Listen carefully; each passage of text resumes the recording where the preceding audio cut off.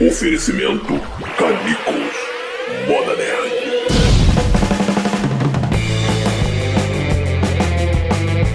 Boa, gente boa! Estamos começando mais um complemento do Papo ao Vivo. Complemento do último papo que nós tivemos no começo deste mês, no começo do mês de abril. Hoje, como é a última terça-feira do mês de abril, nós fazemos o complemento, que é o quê? Que é aquelas perguntas que não puderam ser respondidas durante o Papo ao Vivo, que a gente faz toda primeira terça-feira do mês.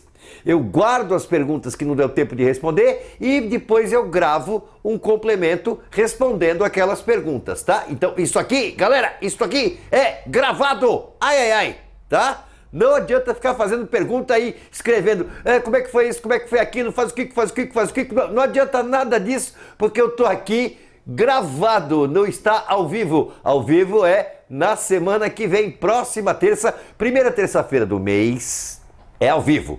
1 hora de papo ao vivo, das 20 às 21, tá? Na última terça-feira do mês, as perguntas que não foram respondidas no papo ao vivo, eu faço o complemento. E às terças-feiras do meio, eu gravo vídeos, às vezes com um tema único, falando sobre esse tema, às vezes temas variados, às vezes respondendo perguntas ou questões que foram colocadas nos comentários dos vídeos no decorrer do mês, tá? Nas terças-feiras são vídeos novos, mas são gravados, sempre gravados. Só que esses vídeos todos aparecem como estreia, portanto tem bate-papo do lado e eu, em geral, participo do bate-papo também. Mas, por favor, sempre com relação aos temas do vídeo, tá? Não perguntas novas. As perguntas novas, por favor, vocês guardem para o Papo ao Vivo, beleza? Agora, antes de começar qualquer coisa, eu preciso me redimir. Eu tenho que mandar um abraço pro Carlos Valente. Que sacanagem! Ele fez um pedido no último Papo ao Vivo, lá no começo do mês, judiação. E eu guardei para o fim para atender o pedido dele. E acabou não dando tempo. Foi, de repente deu horário, acabou, tchau, um beijaço para todo mundo. E nossa, o Carlos Valente, que ele me pediu para mandar um recadinho para a filha dele de 3 anos, a Nina. Mas não eu mandar o recadinho, né? Um amiguinho meu mandar o recadinho, como sempre. Então vamos lá. Ô Nina! Nininha, tudo bem com você? Me manda um beijinho. Diz que sim, anda assim, não seja assim, que te custa, anda assim, não seja assim, anda assim. Um beijo pra você, viu, Nina? Tchau. Pronto, Carlos Valente, demorou um mês para te atender, mas te atendi, tá legal? Um abraço para você, um beijaço pra Nininha e antes da gente seguir, eu tenho que falar das camisetas da Canicos Moda Nerd. Claro, olha elas aí. Camisetas com o Machadinho. Machadinho fazendo cosplay, Machadinho fazendo vestido de vários personagens, dizendo coisas que a gente diz aqui nos vídeos de vez em quando. Tem várias gravuras, várias figuras, tem várias cores, as cores que vocês quiserem. É só entrar em contato aqui embaixo do vídeo, tem o link para Canicos e também tem o WhatsApp do Kitsune, que é o homem da Canicos Moda Nerd. E entra no WhatsApp, pode fazer o pedido por lá, tá? Entra no WhatsApp, fala direto com o Kitsune e aí já diz tamanho, que cor de camiseta que você quer, qual é a figura que você quer, quantas quer de preferência, tá? Então é isso, tá tudo aí embaixo, é só entrar lá e pegar a sua camiseta, beleza? Agora então, a gente encerra aqui, beijinhos, abracinhos, camisetinhas, vamos deixar todo esse jabá de lado e vamos bater papo. Hoje vou fazer um negócio diferente, tá? Os bateristas, manja os bateristas, né? Aquele pessoal que faz uma bateria de perguntas, né? Esse pessoal, vou deixar todos pro fim, quase fim, tá? Pouco antes do final, vai a seleção só das perguntas dos bateristas, tá? Mas no fim mesmo, é que essa semana, lá nessa semana não, esse mês, lá naquele Papo ao Vivo, a quantidade de perguntas sobre coronavírus, como se eu fosse um especialista nesse assunto, foi muito grande. Então eu separei as perguntas de coronavírus e coisas ligadas a isso para falar lá no fim de tudo mesmo. Primeiro vamos às perguntas gerais, depois os bateristas, depois coronavírus e vamos começar com o Ben TV 17. Ele diz assim: eu dormi no sofá e acordei na cama, mas eu moro sozinho. O que será que aconteceu? Rapaz! Olha, na melhor das hipóteses, é melhor você trocar de marca disso que você anda consumindo aí, tá? Que a coisa tá meio braba, meio pesada. Pega mais leve, ô Ben, tá bom?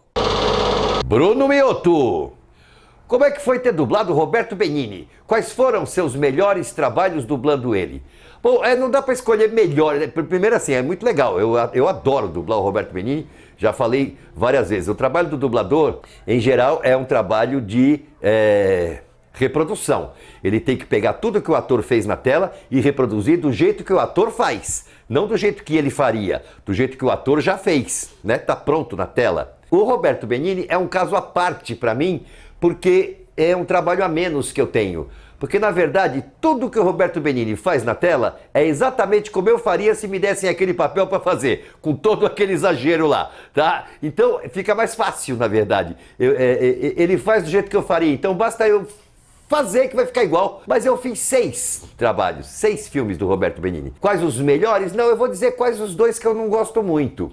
Não gosto muito, não é assim, é ruim, é uma porcaria, não. Eu não gosto do filme que ele fez com o Fellini, A Voz da Lua. Não gostei, pronto, sim, só por isso, não gostei. E o Tigre e a Neve, também achei o filminho mal ou menos, assim.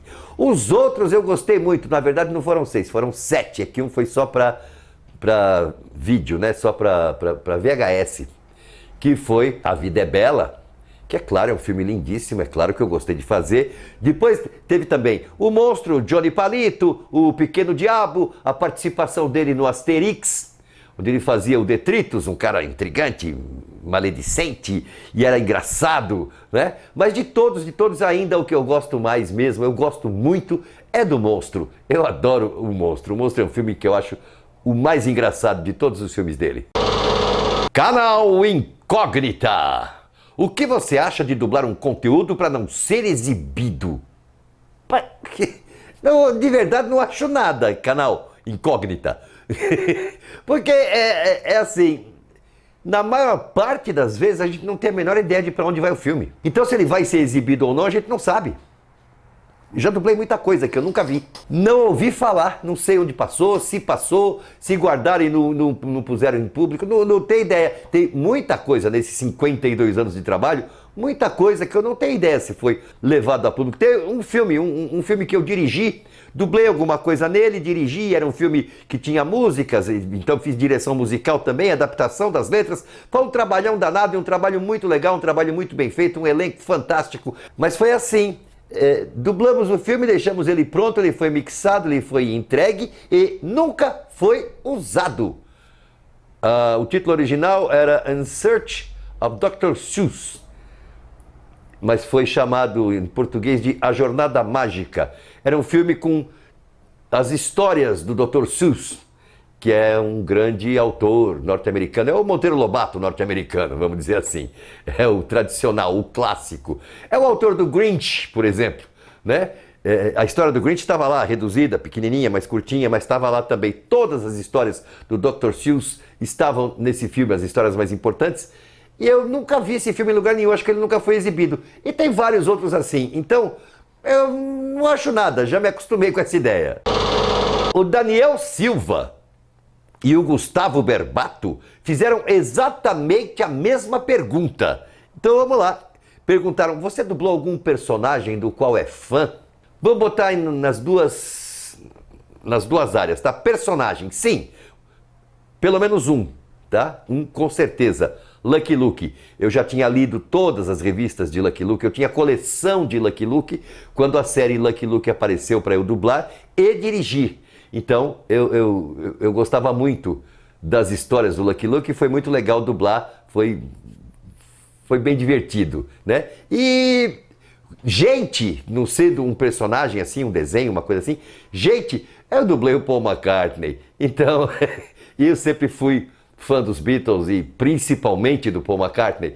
Então foi bem legal ter colocado a minha voz no McCartney.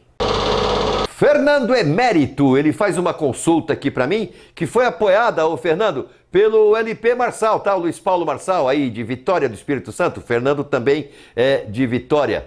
Ele fez aqui uma consulta e o LP falou, até de menino aí, que ele é daqui de Vitória, pá, ele deu uma recomendada. Ele diz assim, eu faço faculdade de artes cênicas, tô na luta para minha faculdade trazer você aqui para dar uma palestra pra gente em Vitória. E temos várias classes interessadas na dublagem. Legal, Fernando. Fernando Emetério. Acho que eu falei errado no começo, mas vamos corrigir. Fernando Emetério. Beleza, vai ser um prazer voltar à Vitória. Já estive aí. Vai ser um prazer voltar e para fazer essa palestra, bater papo com vocês e rever alguns amigos, né? Rever o Bernardo Lopes, rever o Luiz Paulo Marçal, bater papo com a galera e conhecer você, Fernando Emetério. Mas nada pode ser feito agora, né? Durante esta crise pandêmica que estamos vivendo, não dá para viajar e não dá para fazer uma palestra, né? Juntar uma galera enorme numa faculdade para bater papo. Mas assim que a coisa liberar, a gente conversa. Gabriel Freschi Araújo. Você gosta de trabalhar com atores iniciantes? Gabriel, não é uma questão de gostar ou não. Não faz diferença se gosta ou não. É necessário, tá? É preciso trabalhar. Diretores precisam trabalhar com uma cota, vamos dizer assim, de atores iniciantes. E eu gosto sim, eu curto. Eu curto gente nova, mas tem um limite, tá? O problema de quem gosta de trabalhar com iniciantes, existem alguns que gostam, que deixam claro que gostam, é que aparece um, aparece dois, aparece três, aparecem cinco, pronto! Já tem um lotezinho de iniciantes por um bom tempo. Até dá para pegar uma outra turma para ir colocando no mercado. É de tempos em tempos isso, tá? Mas quando aparecem esses 4 ou 5, eles comunicam aos outros 250 e todos eles acham que também tem que entrar, porque esse cara, ele ajuda os novos. Não dá para ajudar os 250, tá? É sempre uma turma pequena, pouco a pouco. Glauber Brandon, sei que você já dublou todos os filmes do Monty Python. Qual deles foi o mais divertido de fazer e por quê? Pra mim o mais divertido de fazer é o Cálice Sagrado. Por quê? Porque ele é o mais divertido de fazer. Esse é o motivo, tá? Pra mim é o filme com o qual eu me diverti mais. Foi com o Cálice Sagrado. Luiz Barbosa, você tem algum dublador pelo qual você tem admiração? Ih, rapaz, em 50 anos? Nossa, tem dezenas das mais variadas épocas. Lá atrás, meus 4 ídolos, né?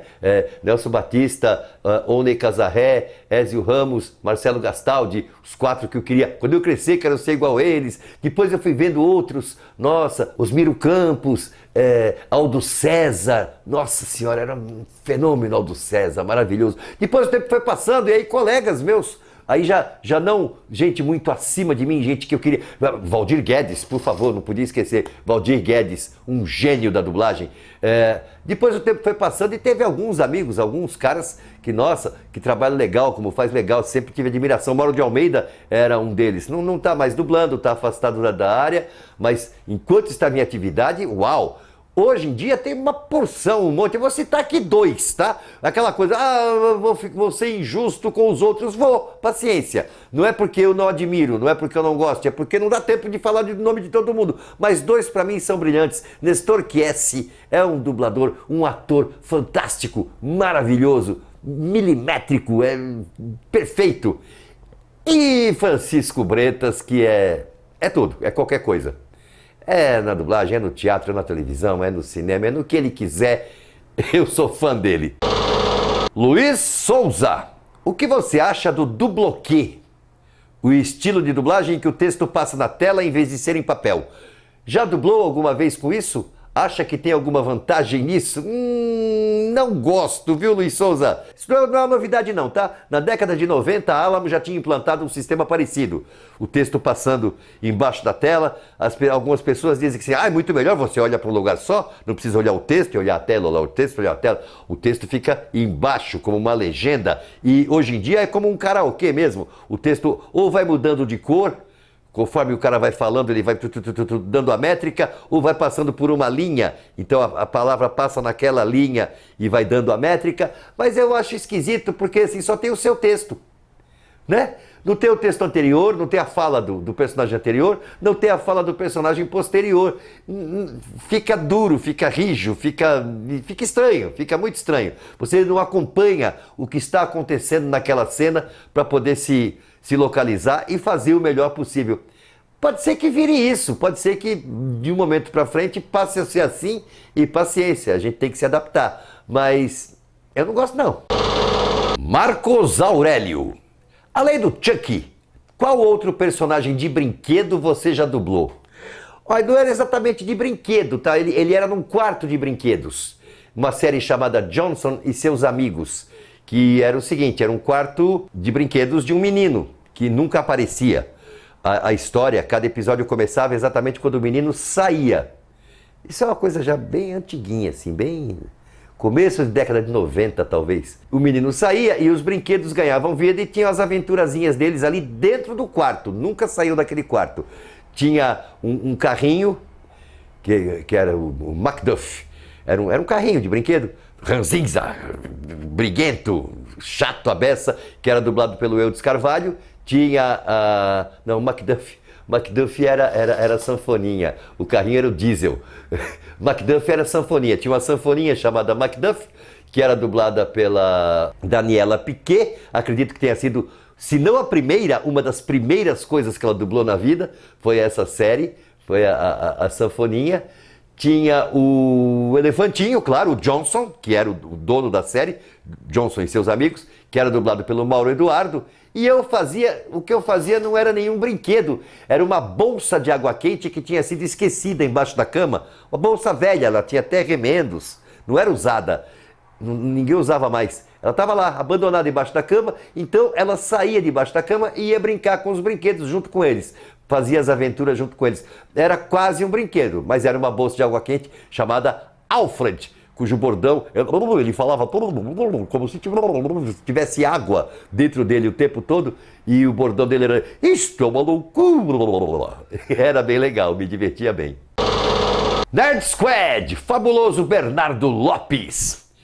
Ele quer saber qual década você acha que foi melhor culturalmente, a de 80 ou a de 90? Essa história de melhor década, cara, é muito complicado, é muito confuso, porque assim, quando eu estava vivendo a década de 80, quando ela estava terminando, eu jurava que aquela era uma década perdida, uma década completamente vazia. Eu tinha vindo dos anos 60 e os anos 70, que foram um fervor nacional e mundial em termos culturais, né? E 80 para mim, assim, não aconteceu nada, década perdida. Até a gente entrar na década de 90 e começar a fazer os revivals, a repassar as coisas que aconteceram. E aí eu vi, minha Nossa Senhora, quanta coisa aconteceu em 80, e por estar passando por ela e ser de outra época, eu não prestei atenção. Então, e aconteceu isso com a de 90, a mesma coisa. Agora a gente percebe muita coisa que aconteceu em 90, e assim vai ser sempre, tá? E o culturalmente, né? A gente acaba só pensando assim em termos de músicas e filmes, né? Mas a cultura do povo também, as coisas, a vida, a maneira de viver, o que se come, o que se veste, todas as épocas tiveram lá suas coisas muito legais e suas coisas péssimas. Eu não acho que tenha uma melhor, não. Todas foram, no frigir dos ovos, no fiel da balança, todas foram legais. Niel Oliveira, ele pega pesado, Niel pega pesado. O que fazer quando você tem pensamentos e ideologias contrárias à classe artística da sua região e você se sente o intruso da casa e lhe tratam com indiferença? Rapaz, por que você...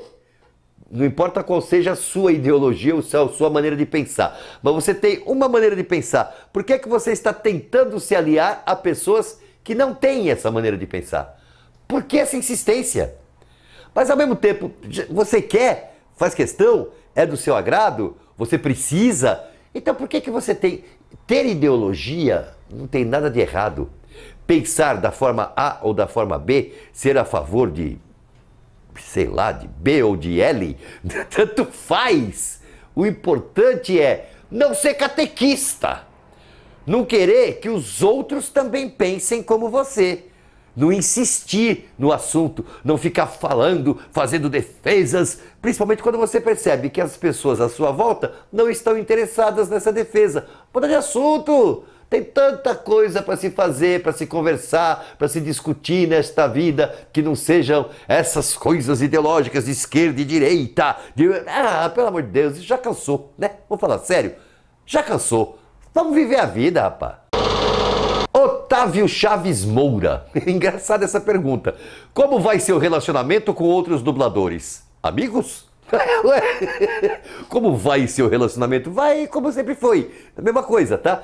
Cara, existem em São Paulo, tem uma lista de gente na ativa entre dubladores uau, feras, os mais ou menos, os que trabalham pouco, os que estão chegando agora, os que já estão mais velhos e estão se afastando. Juntando tudo isso, tem mais ou menos 700 pessoas. Você conhece alguém que realmente seja amigo de 700 pessoas? Não tem, não existe. Eu sou amigo de alguns, sou colega de trabalho de outros e alguns eu sei que existem, mas eu nem conheço, tá? Não dá para conhecer todos. Então, meu relacionamento com os outros dubladores é assim, amigo de alguns, colega de outros e alguns eu nem conheço. É isso. Rodrigo Galvão. Naquelas cenas do Chaves, onde vários personagens estão discutindo e depois que todo mundo fica quieto, o Chaves diz alguma bobagem, vocês gravavam todos ao mesmo tempo? Não, Rodrigo. Nessa época já trabalhávamos com 2 pistas, tá? 2 pistas significava o seguinte, se existissem 6 pessoas na cena, 3 gravavam numa pista, 3 gravavam na outra, tá? Então nunca era todo mundo junto, nunca. No máximo era isso. 3 aqui, gravava tu aqui num dia, os outros 3 vinham em outro dia e gravavam a mesma cena. Em outro momento a gente nem se via, tá? Quando tinha só 2 pessoas na cena, gravava separado. Um gravava num dia, outro gravava no outro dia. Completamente, tinha 2 pistas justamente para isso. Então, na gravação de Chaves, nunca aconteceu de ter o elenco inteiro junto dentro do estúdio para gravar qualquer que fosse a cena. A hora dos bateristas. Agora é a hora dos bateristas. A galera que escreve mais de uma pergunta e manda uma, e manda outra, e manda outra, e manda outra, nem dá tempo de responder. Agora vamos tentar juntar algumas dessas perguntas e ver o que a gente consegue fazer. Adelson, tanto que vai repetir nomes aqui sem parar, porque é tudo baterista. Baterias de pergunta. Adelson Júnior. Por que a versão brasileira não volta? Não dá, Adelson. Vou te explicar. Isso aqui é um trabalho, tá? E dá trabalho. Agora, eu gravar sozinho, bater papo com vocês, já dá um trabalho, já ocupa um horário, já dá uma certa despesa pequena, mas dá, né? E troco de, até o momento, nada. Nada, de verdade, nada. De prazer, de gostar de fazer, só. A versão brasileira, não, é uma produção. Tá?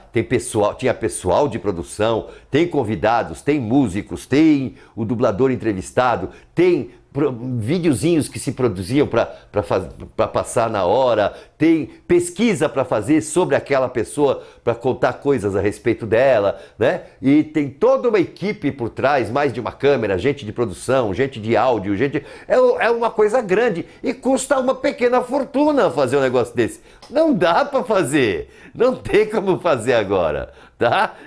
Isso depende de entrada, de verba. Não há verba. Em havendo verba, claro que eu faço 4, 5 programas diferentes. Tudo que eu quero na vida é isso. Carlos Brossa. Está correto ter polêmica em torno de filmes envolvendo atrizes menores de idade em cenas sexuais com adultos? Acho que tá. Não tenho ideia de que filme você está falando, tá? Não sei de nenhum filme com atrizes menores de idade em cenas sexuais com adultos. Eu precisaria saber que filme é esse. Segundo, qual é a polêmica? Eu não ouvi falar disso, não ouvi polêmica nenhuma em cima disso. Mas, para os nossos padrões, para os nossos princípios, para a nossa cultura e até para as nossas leis, sim, polêmica não. Não podia acontecer, né? tecnicamente não deveria acontecer. Mas em acontecendo, haver polêmica em cima, claro que está correto. Flávio Rufino, na sua opinião, qual a importância do dublador fazer vozes caricatas? Você acha que se ele usar somente sua voz em 100% do tempo, ele terá o mesmo sucesso? Ô Flávio, 90% dos dubladores usam só a própria voz, tá? É uma parcela muito pequena mesmo, muito pequena, que faz vozes caricatas, que faz desenhos, que faz tipos, que faz... Uma parcela bem pequena.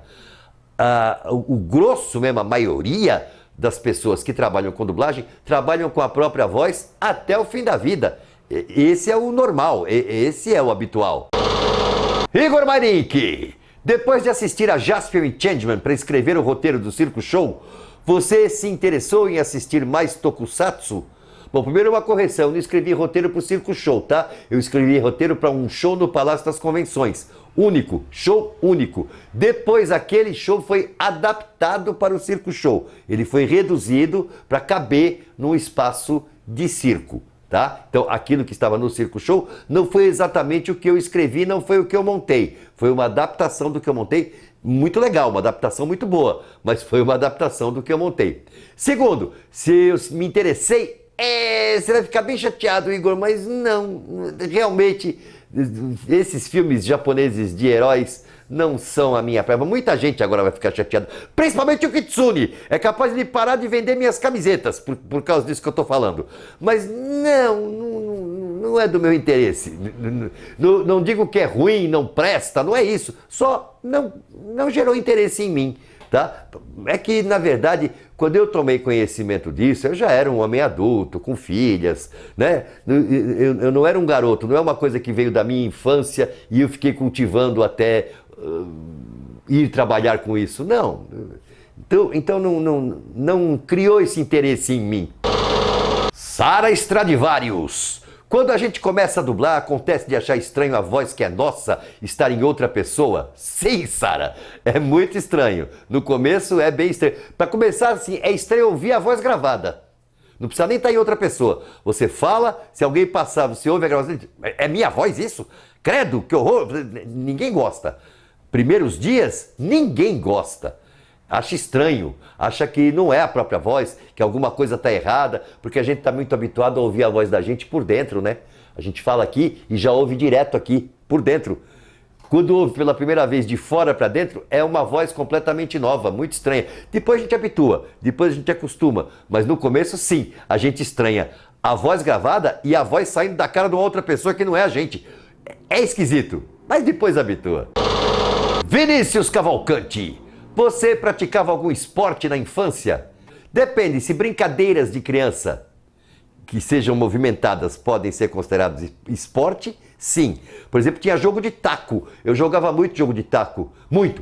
Eu adorava jogo de taco, adorava. E se isso é um esporte, peão, se isso é um esporte, empinar pipa, essas coisas eu fazia muito. Agora, os esportes padrão mesmo, assim, futebol, vôlei, basquete, natação, sei lá, essas coisas, né? Nunca fui um cara muito físico, não. Lepate! A Lepate era da turma das tricoteiras, agora resolveu ser baterista também, né? Ai. Lepate, o que você acha se saísse uma HQ do Machadinho? Se saísse assim, do nada, acharia muito estranho. Porque teria que conversar comigo primeiro, né? Para sair essa HQ do Machadinho, a gente tinha que conversar antes. Mas eu adoraria, gostaria muito, seria muito legal. Ficaria muito feliz com o Machadinho vivendo histórias por aí. Igor Mairink, você era ou ainda é fã de histórias em quadrinhos? Tem uma coisa, todo mundo pergunta essas coisas, né? Você é fã disso? Você é fã dos Beatles? Você já dublou alguém que você era fã? Você é fã de desenho japonês? Gente, a palavra fã ganhou uma conotação hoje em dia que não me cabe, tá? Não, esse fã eu não sou, porque fã hoje é aquele que acompanha, que segue, compra tudo, sabe tudo, conhece, né? Eu gosto de quadrinhos. Eu leio quadrinhos, mas não sou fã. Assim, esses que ficam discutindo origens disso ou daquilo, ou quando aquele herói falou não sei o que no número 38 da revista tal. Não, isso realmente não. Não sou esse tipo de fã. Mas leio sim, leio bastante. Ultimamente não tenho lido muito, mas gosto, curto bastante. Lia muito, assim, Tintin era uma coisa que eu sempre curti muito, Asterix, Lucky Luke, revistas, tinha umas revistas italianas, ainda tem por aqui, de vez em quando sai, Martin Mister, Mr. No, esse tipo de revista, esse tipo de quadrinho. Antigamente, aqueles quadrinhos underground lá, aqueles de contracultura, né? Angeli, Laerte, né? Revista Chiclete com Banana, curtia muito. Super-heróis também, um dos meus grandes heróis da infância foi o Batman, né? Adorava o Batman, também curtia o Zorro, o Fantasma, tudo gibi, tudo quadrinho. Hoje em dia, esses novos heróis, essa coisa de Vingadores e de Esquadrão não sei o que, e de Turma não sei do que lá, isso já tem que ter uma dedicação, viver só em função disso, para entender o que está acontecendo, né? Então, não. Eu de vez em quando leio alguma coisa, mas não para seguir, para acompanhar, para ser um profundo conhecedor, não. Eu gosto de ler, quadrinho para mim é para me divertir, é isso. Leonardo Guilherme da Costa. É mais comum o cliente pedir pessoas adultas para dublar crianças ou é mais comum criança mesmo?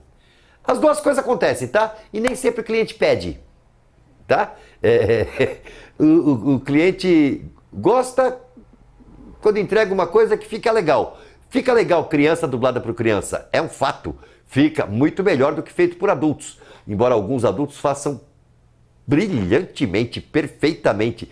Mas criança fazendo sempre fica melhor. Então sempre se espera, se propõe a usar as crianças. Alguns estúdios não conseguem usar crianças porque tem essas leis, lei do menor de idade, né? Trata uma criança indo até um estúdio, dublar por 1 hora e meia um personagem num filme, é tratado igualzinho uma criança ir para um canavial das 8 da manhã às 6 da tarde com uma foice na mão cortando cana. Chamam de trabalho infantil.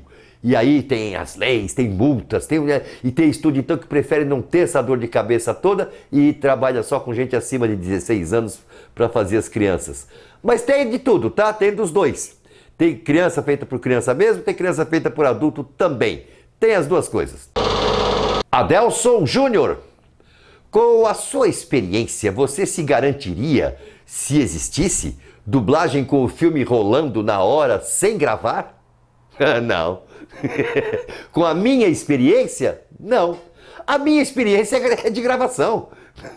Tudo que eu fiz na minha vida foi gravando, em termos de dublagem. Como assim? De repente, não vamos gravar não. Vai passando o filme e vai dublando ele. Isso é impossível, tá? É impossível. Não tem como fazer. Tem, de brincadeira. Você faz brincando, fica meia boca, fica tudo fora, você pula falas. Vai acontecer o diabo no decorrer do filme. Mas você pode ensaiar 20 vezes o filme, mas quem faria isso? Não compensaria fazer uma coisa dessa, tá? Então, não. Com a minha experiência, não faria um filme inteiro rolando para dublar na hora. Não, a minha experiência é de trabalho gravado. Carlos Brossa, você era bom em educação física? Não, claro que não, rapaz, já não falei que, que eu não era bom em esporte. Imagina educação física. Não era bom nessa área, eu era uma lástima, sempre fui. Flávio Orofino. Você acha que estamos tendo mais filmes espanhóis na Netflix ou é apenas impressão minha? Não sei te dizer, Orofino. Primeiro assim, filmes espanhóis, ou seja, produzidos na Espanha? Ou filmes falados em espanhol? Ou seja, produzidos na Espanha, no México, por toda a América Latina, né? Se é essa segunda opção, é claro que está tendo mais filmes. Agora, mais filmes que outros filmes ou mais filmes porque tem mais quantidade desse filme? Ficou confusinha a coisa. Mas vamos lá. Filmes falados em espanhol e em termos de quantidade, sim, está tendo mais. Agradou, né? As produções latinas agradaram e são boas, são excelentes, são fantásticas. Então, está cada vez mais chegando coisas que são faladas em espanhol, principalmente para as plataformas aí. E é legal, acho legal. Leonardo Guilherme da Costa. Você concorda com a frase "o artista vai onde o povo está"? Ou tem que priorizar dinheiro às vezes porque as contas não param? Ô Leonardo, uma coisa quer dizer a outra, tá? O artista vai onde o povo está porque é lá que ele vai ganhar a vida. Se o povo não estiver lá, ele não tem como ganhar a vida dele, não tem como pagar as contas. É por isso que ele vai aonde o povo está, entendeu? O artista é disso que ele vive. Não é uma brincadeira. Eu tenho uma renda aqui, sou filho de pai rico, então eu vou brincar de ser artista. Não, é uma profissão. Tá? É um trabalho, como qualquer outro. Como um médico ou um torneiro mecânico. É um trabalho, profissão escolhida, definida pela pessoa. Então, a pessoa tem que viver desse trabalho. Como que o artista vive do trabalho? Agradando ao público, seja para cobrar ingresso, seja para o público pedir, gostar dele numa produção de televisão ou no cinema, não importa. Não importa o quê, o artista em geral, o pintor, o público tem que gostar das pinturas dele, o desenhista de quadrinho, o público consumidor tem que curtir aquela história, né? Então, para ganhar a vida, o artista tem que ir aonde o povo está, senão ele não vai ganhar a vida. Então uma coisa não elimina a outra, pelo contrário, uma coisa significa exatamente a outra. Igor Mairink, você já narrou audiolivros? Cara, já fiz muito audiolivro. Todo mundo fala de audiolivro, a novidade que chegou, o grande fenômeno. Cara, eu fiz audiolivro na década de 80. Eu gravei Buffy Spallanzani, do Rubem Fonseca, sob direção do Líbero Miguel. E nessa época mesmo eu gravei mais uns 3 ou 4 livros, não lembro quais eram. Depois disso, na década de 90, eu fiz um monte de livros. Primeiro aqueles que todo mundo faz quando vai gravar audiolivro, faz primeiro, né, as coisas de domínio público, né? E não sei por que todo mundo adora começar com O Senhor da Guerra. E fui eu gravar O Senhor da Guerra. Depois eu gravei um monte de contos do Machado de Assis. Fiz muito audiolivro. Não estou fazendo hoje, atualmente, mas já fiz bastante. Carlos Brossa. Quais canais de TV tiveram programas com você atuando? Rapaz, boa pergunta. Mas vamos lá. A TV Cultura e a TV Tupi. O programa A Ilha dos Bonecos, que a gente gravava na Cultura, mas passava nos 2 canais.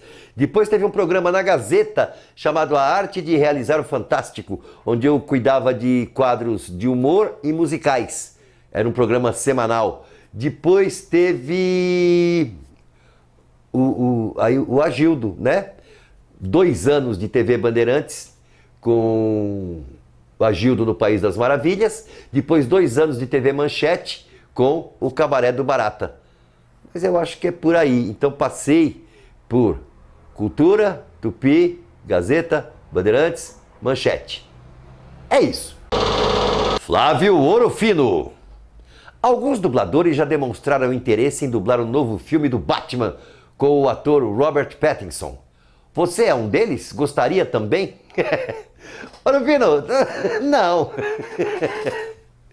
Primeiro lugar, porque o Robert Pattinson tem 34 anos, não faz o menor sentido eu botar a voz num camarada de 34 anos. Não tem cabimento. Segundo, eu não tenho essa coisa de, o personagem tal, eu quero ir dublar. Não, se alguém quiser que eu vá fazer, essa pessoa vai me chamar. Eu não preciso participar de uma corrida do ouro para fazer personagem X ou Y. Se alguém realmente quiser que eu faça, a pessoa vai me chamar. Se não me chamou, é porque não quer que eu faça, quer que outra pessoa faça. Então vou eu lá, não, deixa eu fazer. Isso é meio maluco, não tá em mim. Não tá em mim. Mesmo que estivesse, não no caso de um homem, um rapaz de 34 anos de idade. Não tem cabimento eu pensar que minha voz serviria para isso. Igor Mairink. Falando em nomes, por que será que o Homem-Aranha se chama Peter Parker e o menino da Terra do Nunca se chama Peter Pan? Aí é uma questão de tradição, Igor. É assim, nem sempre o Brasil teve essa vontade desesperada de ser americano, tá? Já houve um tempo em que não havia tanto desespero nisso. E então não havia essa necessidade das pessoas pronunciarem tudo exatamente como o americano pronuncia, porque assim é que é o certo e assim é que é o bom, né? Para não fazer... assim, por exemplo, o TH do americano, cuja pronúncia é um som com a língua entre os dentes, é um... né? É um... there, né? There. Esse TH é there, the end. Isso é chato, nós não estamos habituados a fazer, a gente sempre vai fazer isso mal, sempre vai fazer meio errado, achando que está fazendo uma maravilha, mas vai estar fazendo errado. Lá atrás, lá no passado, muitos anos, muitas décadas, não ligava não, então era the end, there, e pronto, tá bom, deu para entender. Felicidades, tá? Não havia essa preocupação dessa história dos nomes, das pronúncias, dos lugares, não. Até alguns nomes, um exagero até, né?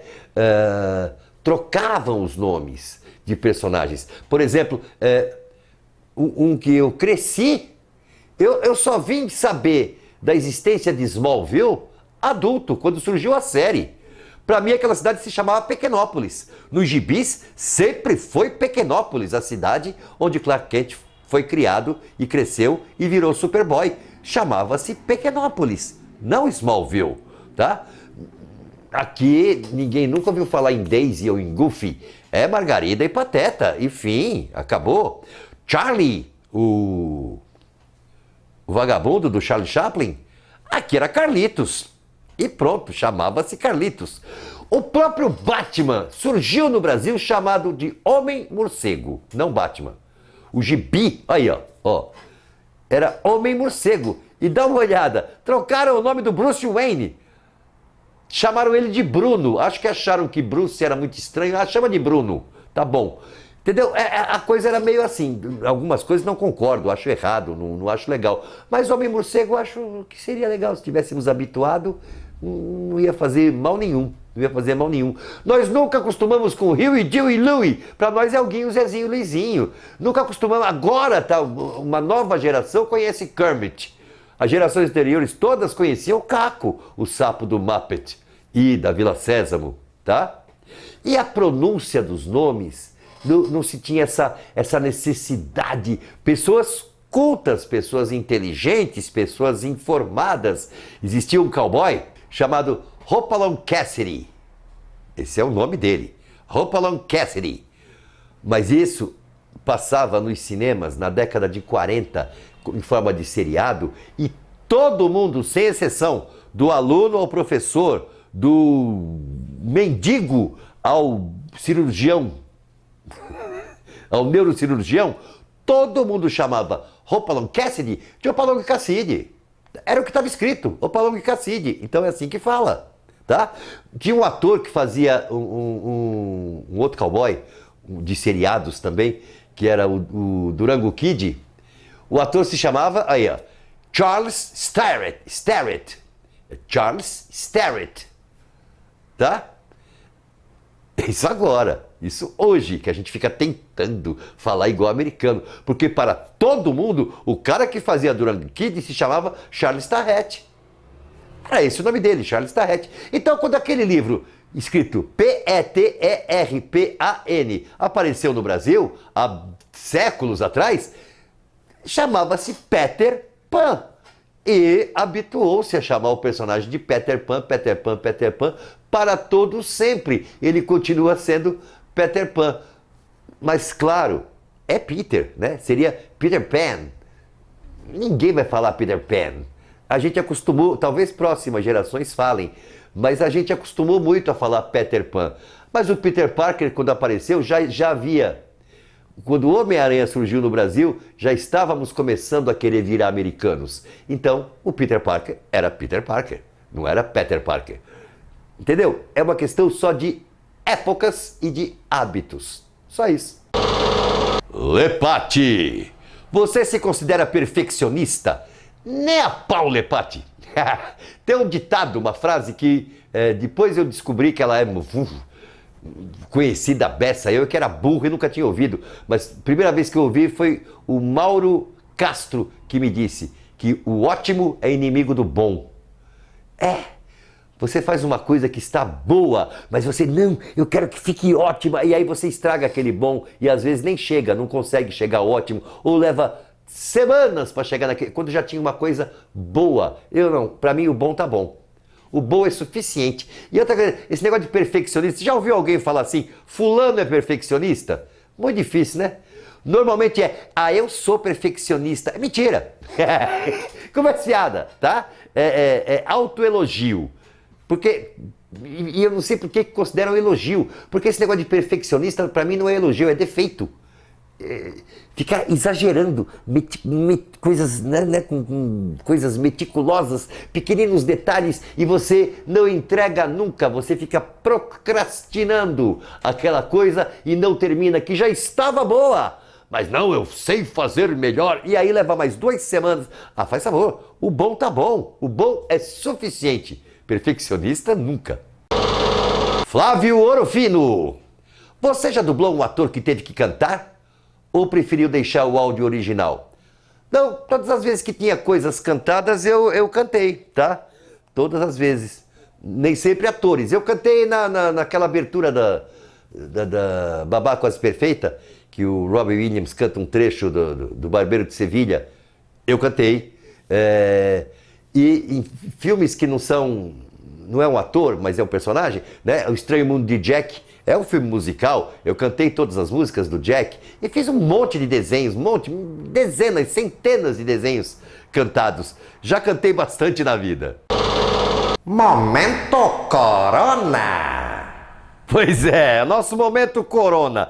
Teve tanta pergunta sobre Corona que eu resolvi juntar tudo para pôr agora no final do vídeo, tá?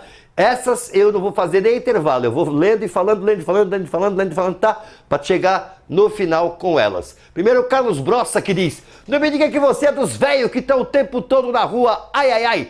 Ô Brossa, não. Não sou dos velhos que estão o tempo todo na rua, mas vou à rua, tá? Eu tenho que sair para comprar cigarro, eu tenho que às vezes comprar alguma coisa para comer, para fazer comida, né? Alguém tem que ir, às vezes eu vou, tá? Mas é claro, sigo todos os protocolos, os requisitos, tudo que exigem, é álcool gel, é máscara, é tudo, tá? Não se preocupe não que eu tô legal, beleza? E eu tô a maior parte do tempo dentro de casa. 95% do tempo tô aqui, tô fechadinho, quietinho, dou umas cochiladas, festa pra véio esse negócio. Mas tô aqui, tá bom?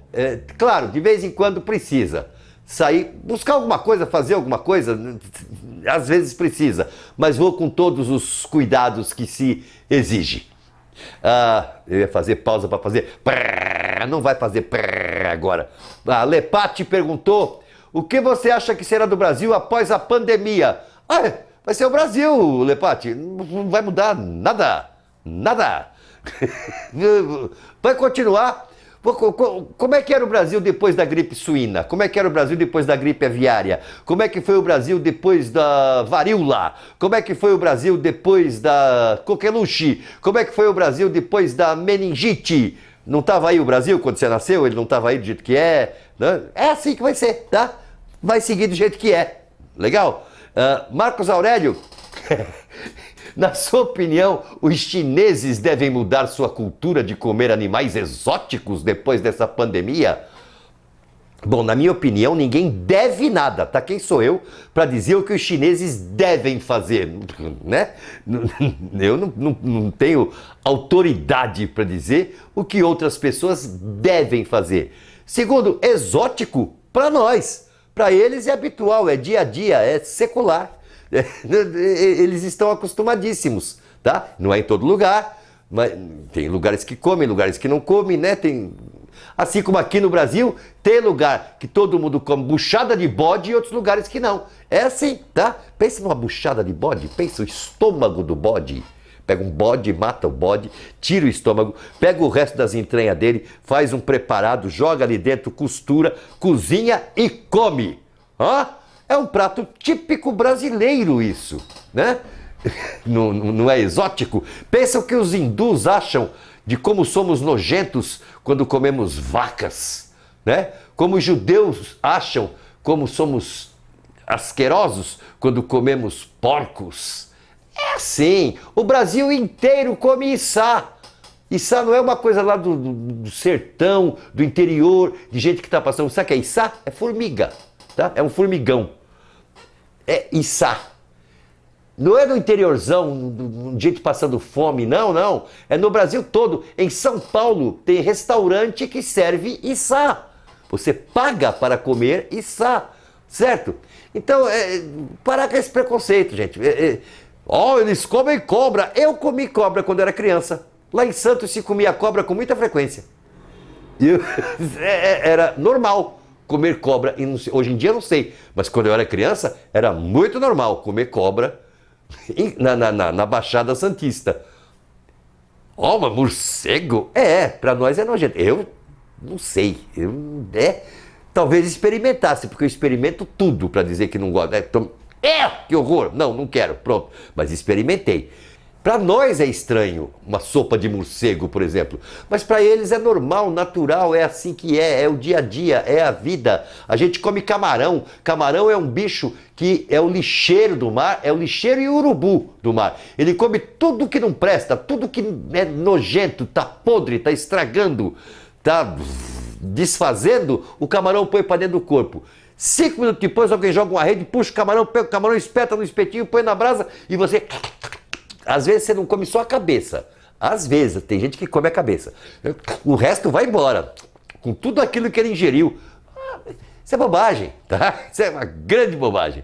Não acho que eles devam mudar nada, só se eles quiserem. Se eles quiserem mudar, que mudem. Mas que devem? Não acredito. Michel Alves pergunta para mim, das possíveis curas para o Covid-19, qual você acha mais promissora? Primeiro, Michel, vou fazer, desculpa, mas vou fazer uma correçãozinha, tá? O Covid-19 não existe, tá? O vírus se chama corona. Covid-19 é o nome da doença, então é a Covid-19, tá? Covid-19 é a doença gerada pelo corona. Possíveis curas para a Covid-19, qual a mais promissora? Sei lá! Ninguém sabe, se a OMS não sabe, se médicos não sabem, hospitais clínicas não sabem, Einstein não sabe, ninguém sabe, Drauzio Varela não sabe, como é que você acha que eu vou saber qual é a cura para isso aí? Ninguém sabe grandes coisas a respeito disso até agora, essa que é a verdade. Pouca gente sabe alguma coisa de verdade disso. Então, não tem a menor ideia de qual é a cura. Igor Marinki falou, você acredita que nosso mundo vai acabar virando o planeta dos macacos? Não, isso é muito cineminha, né? Porque vai virar o planeta de alguma coisa, um dia, uma hora, tá? Porque já houve outras espécies que dominaram esse planeta e desapareceram até que um dia surgimos nós. Um dia vamos desaparecer e virar outra espécie que irá dominar o planeta. Mas isso, compadre, não é agora não, depois do passado da pandemia, não é isso aí não. Tem mais 1 milhão. Olha, seu tataraneto ainda tá seguro. Tá legal? Relaxa. Marcos Aurélio, você acredita? Isso aqui é para encerrar, hein? Final de jogo isso aqui. Você acredita em teoria da conspiração para o que está acontecendo no mundo?